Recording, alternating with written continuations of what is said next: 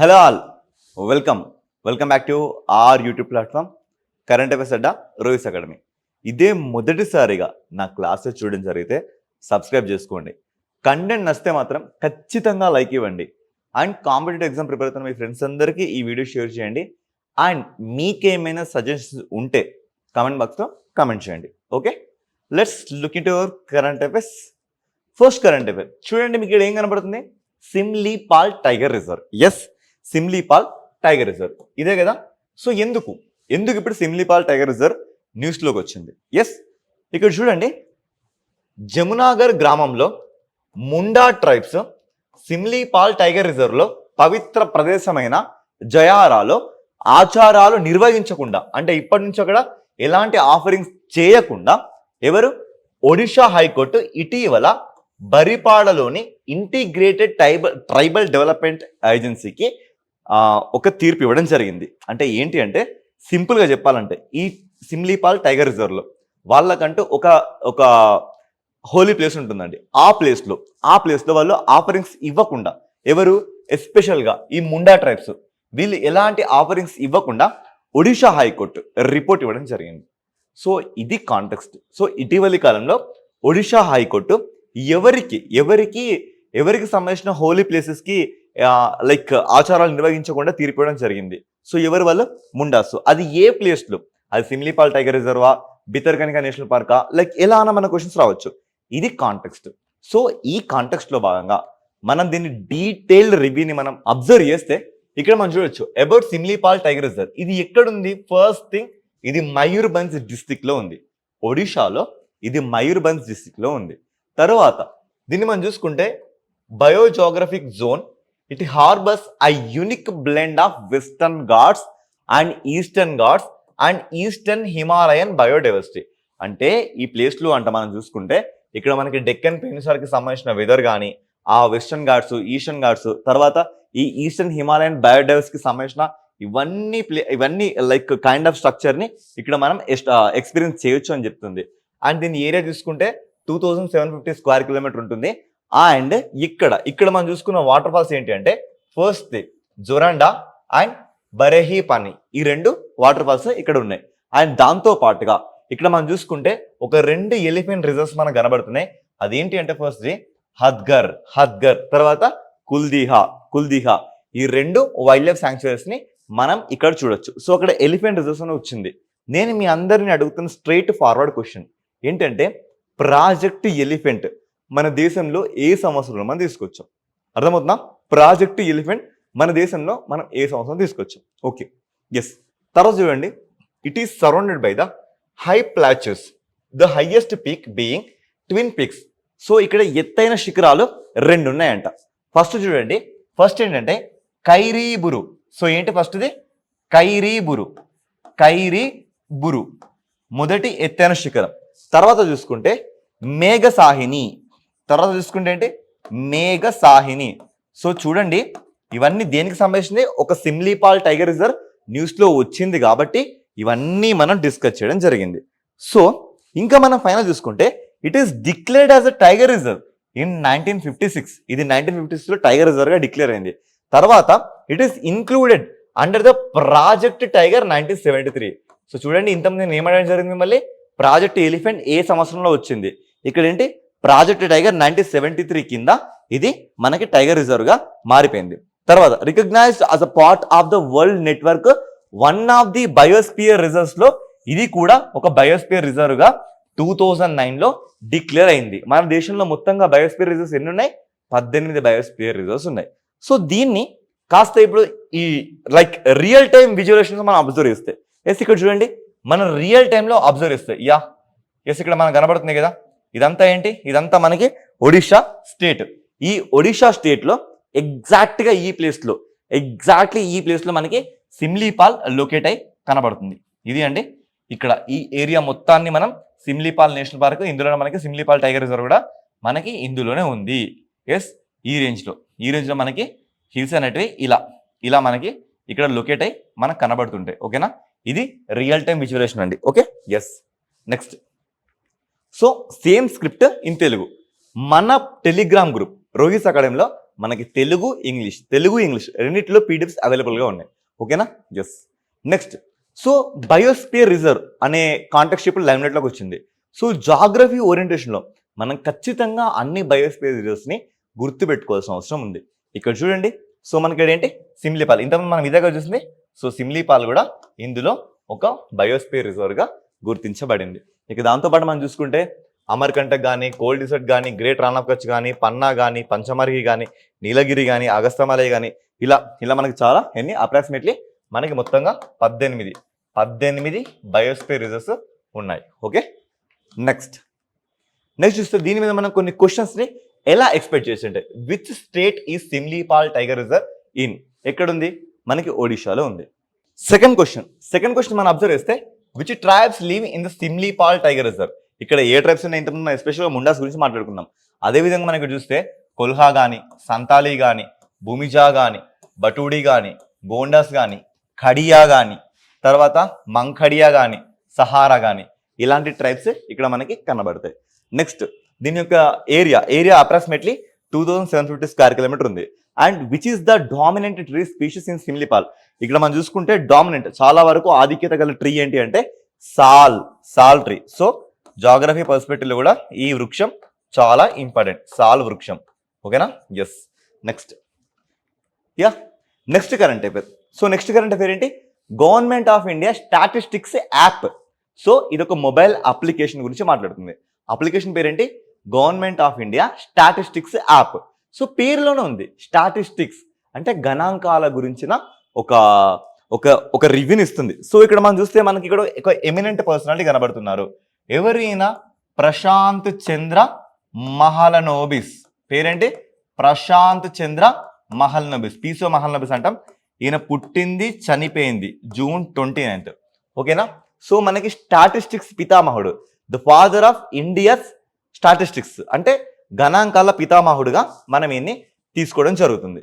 So ఇక్కడ ఏంటి అంటే మనం ఇక్కడ చూస్తుంటే ఇటీవల ministry of statistical programme implementation మంత్రిత్వ శాఖ కింద ఉన్న ఒక డిపార్ట్మెంట్, ఆ డిపార్ట్మెంట్ పేరేంటి?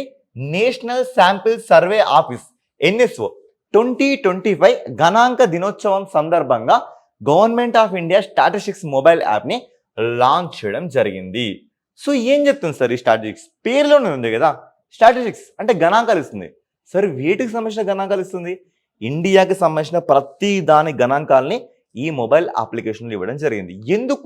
ఎందుకు రీజన్ ఏంటి? ట్రాన్స్పరెన్సీ కానీ, అకౌంటబిలిటీ కానీ, రెస్పాన్సిబిలిటీ కానీ, మా ప్రభుత్వం చాలా పారదర్శకంగా పనులు చేస్తుంది, అన్నిటినీ సక్రమంగా అనుకున్న టైంకి రిలీజ్ చేస్తుంది అని చెప్పడానికి ఇది ఒక అప్లికేషన్ లాగా మనకి పనిచేస్తుంది. ఎస్, దీన్ని కాస్త చూడండి. The government of India statistics mobile application represents NSO's vision అంటే NSO యొక్క దార్శనికత ఇక్కడ మనకు కనబడుతుంది. సో ఎలా? సో ప్రతి వ్యవస్థని మనం సమగ్రంగా డేటా వ్యవస్థను సృష్టించాలనే NSO దార్శనికత ఇక్కడ మనకు కనబడుతుంది. సో అది ఎలా మనకి కనబడుతుంది? ఎంపవర్ సిటిజన్స్ కానీ, రీసెర్చర్స్ కానీ, స్టూడెంట్స్ కానీ, పాలసీ మేకర్స్ కానీ, సో ఇలా ప్రతి ఒక్కరికి ఈజీగా మన సోషియో ఎకనామిక్ డేటాని యాక్సెస్ చేసే విధంగా. సో చూపిస్తా, మీ అందరికీ దీన్ని చూపిస్తా. ఓకేనా? ఎస్.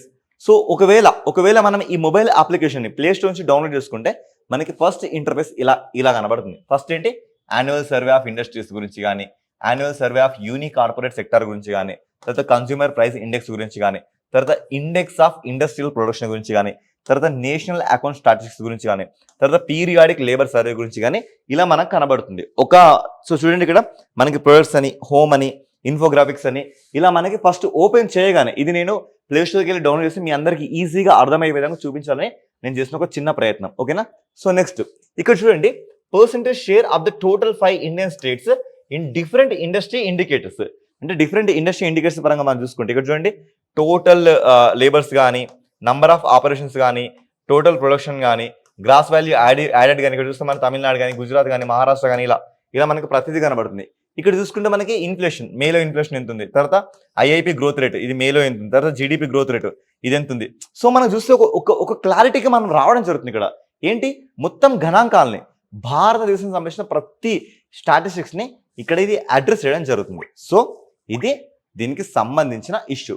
సో మనం ఇక్కడ క్లియర్గా అబ్జర్వ్ చేస్తే ఇది GDP కానీ, ఇన్ఫ్లేషన్ కానీ, ఉపాధి డేటా కానీ ఇలాంటి కీలకమైన విషయాలన్నింటినీ మనకు చూపిస్తుంది. అండ్ ఇక్కడ కీ ట్రెండ్స్ డాష్ బోర్డ్స్ని కూడా ఇది కలిగి ఉంది. వినియోగదారులు ఉత్పత్తుల విభాగం ద్వారా ఎన్ఎస్వి యొక్క డేటాబేస్కు ప్రత్యక్షంగా మనం ప్రతి ఒక్కటి గురించి మనం డౌన్లోడ్ చేసుకోవచ్చు. సో చూసారు కదా, సో మన మొబైల్ అప్లికేషన్ ఆన్ చేయగానే మనకి ఈ రకంగా కనబడుతుంది. ఓకే, సో దీని మీద మనం క్వశ్చన్స్ని ఏమైనా ఎక్స్పెక్ట్ చేస్తే ఇక్కడ చూడొచ్చు. What is the role of the ministry of statistics programme implementation? మన దేశంలో వాటి యొక్క స్ట్రక్చర్ ఎలా ఉంది అంటే ఇక్కడ మనం చూస్తే it is the functions as the cadre controlling authority to manage the Indian statistical survey. So statistical అంటే ఏంటి? మన దేశంలో ఉన్న సోషియో ఎకనామిక్ అవుట్లుక్ మొత్తాన్ని ఒక స్టాటిస్టికల్ సర్వే రూపంగా ఇది ఇచ్చి మన అందరి ప్రజలకి ఒక రకమైన అకౌంటబిలిటీని, ట్రాన్స్పరబిలిటీని ఇది మనకి చూపిస్తుంది. Next, which ministry is the national sample survey under? So మనకి ఎన్ఎస్ఓ ఏ మినిస్ట్రీ కింద ఉంది? ఏ మినిస్ట్రీ కింద మనకు కనబడుతుంది కదా, MoSPI, ministry of statistical programme implementation కింద ఇది మనకు ఉంది. So next, what is the role of the national statistics office NSO? ఇక్కడ రోల్ ఏంటి? సో రోల్ చూస్తే it organises and conducts periodic all India economy censuses and follow of enterprise services. అన్నిటి యొక్క services ఇదే తీస్తుంది. సో ప్రతి దాని సర్వేని ఇది మాత్రమే తీసి మనకి చూపిస్తుంది. ఓకేనా? Yes. Next current affair. So ఇది ఒక స్పీషీస్ గురించి అండి. సో ఇక్కడ చూడండి, ఆ స్పీషీస్ పేరు పలకండి. బెగోనియా నైషియోరం. ఈ నైషియోరం అంటే ఏంటంటే అక్కడ ఉండే ఒక ట్రైబ్, ఒక కమ్యూనిటీ పేరు అంట నైషియోరం అంటే. సో యాక్చువల్గా దీని పేరేంటి? బెగోనియా. సో ఇది ఏంటి? ఫస్ట్ ఏంటి? ఇది అరుణాచల్ ప్రదేశ్లో అటవీ అధికారులు ఇటీవల వెరీ రీసెంట్గా ఆ డిస్ట్రిక్ట్ పేరేంటి? తూర్పు కామెంగ్ డిస్ట్రిక్ట్. ఈ తూర్పు కామెంగ్ డిస్ట్రిక్ట్లో ఒక న్యూ స్పీషీస్, ఒక ఫ్లవరింగ్ న్యూ స్పీషీస్ని మనం ఫైండ్ అవుట్ చేయడం జరిగింది. సో అది చూడడానికి ఇలా ఉంటుంది. ఓకేనా? ఎస్. దీని డీటెయిల్ రివ్యూ మనం చూస్తే, సో ఇది మనకి ఎక్కడ దొరికింది? తూర్పు కామెంగ్ డిస్ట్రిక్ట్. సో ఇటీవల కాలంలో వార్తలు కనబడుతున్న తూర్పు కామెంగ్ ఏ రాష్ట్రంలో కలదు? డైరెక్ట్ క్వశ్చన్ అయిపోయింది. సో దీని మీన్ సీ లెవెల్ చూస్తే అప్రాక్సిమేట్లీ 1500 మీటర్ టు 3000 మీటర్స్ వరకు హైట్లో ఇది మనకు కనబడుతుంది. అండ్ సో ఇలా నైషియోరం అనేది ఇక్కడ ఈ అడవు సమాజంలో ఉండే ఒక సమాజం పేరు, అది దీనికి ఇవ్వడం జరిగింది. ఇది ఐయుసిఎన్ రెడ్ లిస్ట్లో ఇది డేటా డెఫిషియన్సీ. సో ఇది దేంట్లో ఉంది?